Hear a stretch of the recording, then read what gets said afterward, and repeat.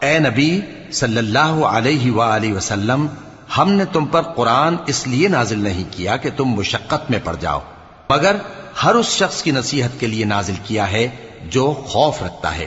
یہ اس ذات کا اتارا ہوا ہے جس نے زمین اور اونچے اونچے آسمان بنائے، یعنی رحمان، جو عرش پر جلوہ افروز ہوا۔ جو کچھ آسمانوں میں ہے اور جو کچھ زمین میں ہے اور جو کچھ ان دونوں کے بیچ میں ہے اور جو کچھ مٹی کے نیچے ہے، سب اسی کا ہے۔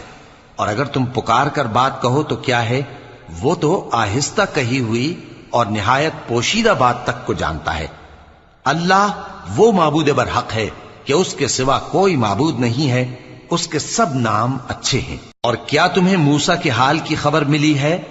جب انہوں نے آگ دیکھی تو اپنے گھر والوں سے کہا کہ تم یہاں ٹھہرو، میں نے آگ دیکھی ہے، میں وہاں جاتا ہوں، شاید اس میں سے میں تمہارے پاس انگارہ لاؤں